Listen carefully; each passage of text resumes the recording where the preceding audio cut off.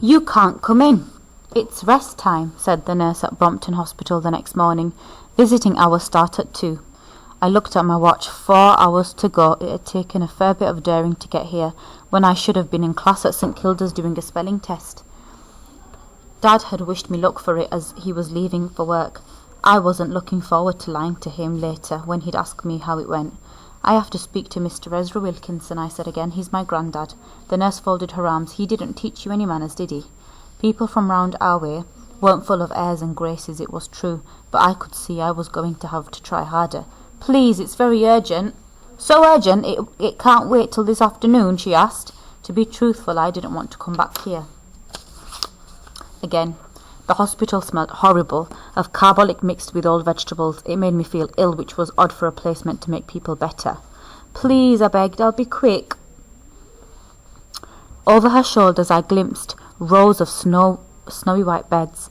Knowing Grandad was in one of them, just feet away, was infuriating. It crossed my mind to dodge past the nurse. Then I caught her taking in my St Kilda's blazer, horrid bright red, that showed at the wrists of my coat, and the ugly felt hat on my head, and my satchel strapped across me, all of which bore the school crest. I might as well have worn a sign around my neck. "Shouldn't you be in school?" the nurse asked. "Perhaps I should give them a phone call." "I'm going, don't worry," I muttered and hurried back downstairs. Out in the street, I kicked myself. I should have known there'd be visiting hours at the hospital. Not only that, skipping school was risky. There was only someone somewhere waiting to peach on you, tell on you. In adventure stories, the heroes had a bunch of like-minded pals on hand to help. It was different trying to be brave by yourself. Most of my old friends had been boys. Neddy, Joe, Brian and Bobby Fitzpatrick weren't. When we weren't at school, we'd play crabapple cricket or bulldog out in the street. Then I'd got the scholarship at St Kilda's. "Can you smell brains?" Bobby asked the others on the first day of school. On the first day of term, when they'd gone down the streets to their new school and I'd gone up into mine. They didn't speak to me after that. The girls at St Kilda's were even harder to be pally with. Some days when no one was looking, I'd get a bit upset, and I felt bad for that too, because it wasn't like I had something proper to be sad about, like a dad or brother dead at war. At some point I realised I was lost. This was a part of South London I'd never been before. The road was busy with shoppers and nannies pushing babies in prams, weaving in amongst traffic. The newspaper boy shouted the day's headlines about King George and our new Prime Minister, Mr Bonar Law, and Ireland now a country of its own, and my tears pricked. Egypt. Courageous Howard Carter just days from finding missing boy king. Experts convinced he'll discover a tomb full of gold.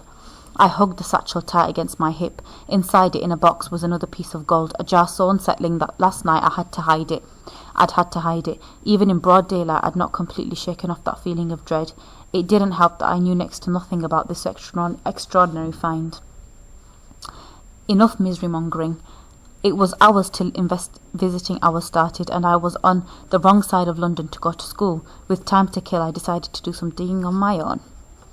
Wonder what she'll find. The bus ride to the British Museum cost me my last threepence.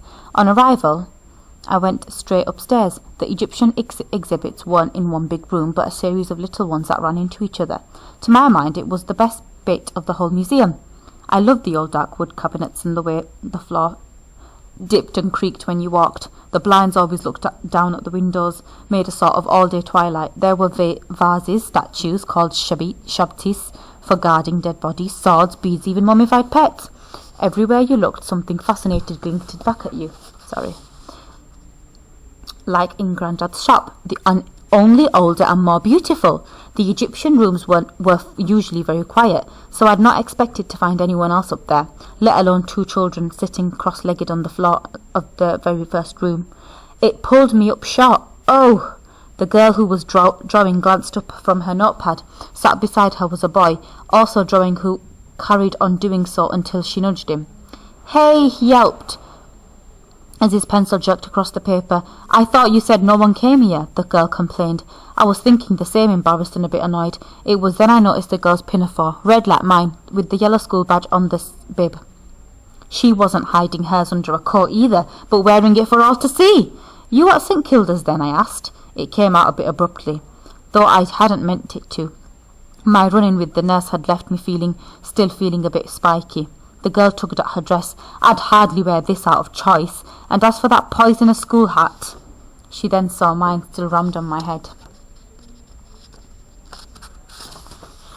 I snatched off quick. How I hated that stupid thing. The girl thought this funny and laughed. I wasn't sure if I was meant to join in, but she had such a cheeky lopsided grin that I found myself grinning back. No one I knew smiled like that, or if they did, I had not seen them do it in a long time. "You hate St Kilda's too?" she asked. "The students are a bit snooty," I admitted. The girl pulled her face. "Millicent Thorpe and pals, do you mean?" I nodded. They were the snobbiest of all. I'd never seen this girl at St Kilda's though, and she had the sort of face you'd remember, brown-skinned, green-eyed, freckled. Her hair was jet black and sprang out in perfect corkscrew curls. Instead of rushing off, I set down my satchel next to their bags, coats, mittens, hats and scarves, which they dumped in a heap inside the door. "I'm Tulip," the girl was still smiling. Tulip, it sounded daring, like a dancer or a flapper girl's name. She had that look on her too. Tall and slender. "I'm Lil, short for Lillian," I replied, thinking how dull my name was in comparison. "That's Oz, my brother." Tulip meant the boy. He doesn't say much, so don't think him rude. He loves this museum. We come here all the time. The boy was about 10, I'd say, and looked just like her. He wasn't wearing a uniform at all, which made me think that he didn't go to school. The lucky so-and-so. I felt a pang of envy for him and his sister, who seemed quite happy in each other's company. Times like these I wished I had a bigger family of my own. "He's good at drawing," I remarked. He'd almost filled a fresh page with hieroglyphics that he was copying from a coffin in the centre of the room. Some of the images, the snake, falcon and ankh, were also on Grandad's jar, which got me interested. "Does he know what they mean?" I asked Tulip. "He's learning," she replied. Why do you understand them?" "Only a bit," I pointed to some of the rough sketches on Oz's paper. "That dog creature, it's Anubis, god of the underworld, and this one with the open wings, it's Isis, god of protection." Both were on the jar. Thinking I might be onto something, I moved closer to the coffin for a better look. I'd been in this room loads of times before, but I'd never noticed the name on the display card inside the cabinet, yet there it was in black and white. Item 475, coffin of unknown nobleman decorated in relief work typical of the Upper Nile, thought to date back to 1350 BC. Professor Salim Hanawati Luxor, Egypt, May 1900. Wow, that's a long time ago. I whistled under my breath, not quite believing my luck. The first place I'd looked, and here it was, a whopping great clue. The coffin with its connection to Professor Hanawati might well have come from the same part of Egypt as the jar. Perhaps he'd found it on the same trip. But I reminded myself that Anubis and Isis were often found on goods buried in ancient Egyptian graves, and I should probably calm down. Yes, it was likely the jar was something to do with the death, but that didn't mean this coffin here belonged to the same dead person. "It's only a nobleman's coffins," Oz spoke to me, making me jump. "If he'd been a pharaoh, the whole lot would have been gold." "I suppose so," I agreed. "Most of the tombs they found so far have been robbed in antiquity," Oz went on. "So even if Howard Carter does not find Tutankhamun, chances are a thief will have got there first." I looked at him sideways. For someone who didn't talk much, he had a fair bit to say about Egyptian burials. "My brother Alex taught me about Egypt. He was an expert," Oz explained proudly. Tulip rolled her eyes. "Oh, Oz, don't go on about Alex. I'm sure Lil doesn't want to hear our whole family history. Actually, I was wondering what Oz, or this brother of his, could make of Grandad's jar when a woman rushed into the room. I should have realised you'd both be up here." Tulip looked so horrified that for a moment I panicked. Was the woman one of the school attendance officers who made trouble if they caught skiving? Then Tulip said, "Oh lordy, Mama, I'm sorry, I forgot the time." This was her mother. She didn't look like Oz or Tulip. She was white, and yet her children both had brown skin.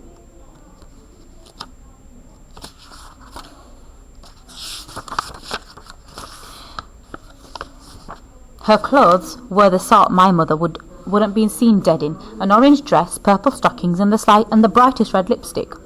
I wasn't one to get excited about dresses and stuff, But even I could see that this woman was terrifically glamorous, and how amazing that she didn't bat an eyelash at the fact Tulip wasn't in school. "Hurry up, darlings," and the woman drawled in an accent that wasn't English. "Mr. Pemberton's joining us for lunch." "Clever you." Tulip started rooting through the police by the door. Grabbing her scarf and bag, Oz packed away at the sketchbook. A flurry of putting on coats and hats followed. "Goodbye, Lil," Tulip waved. Then all three of them were gone. The room was suddenly quiet and rather empty. It was odd to miss people I'd only just met, but that's how it felt.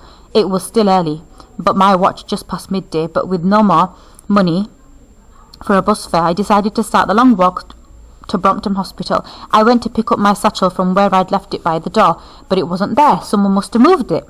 Panicky minutes followed as I searched the room. Then, thank crikey, I found it wedged between the open door and the wall, except when I pulled it free and lifted the flap to check everything was still inside, I realised this satchel wasn't mine. Yes, it was conker brown leather, with 2 front buckles and the St Kilda's crest on the front, but inside was a sketchbook and pencils, and the name Tulip Mendoza, with an address in Highgate written underneath.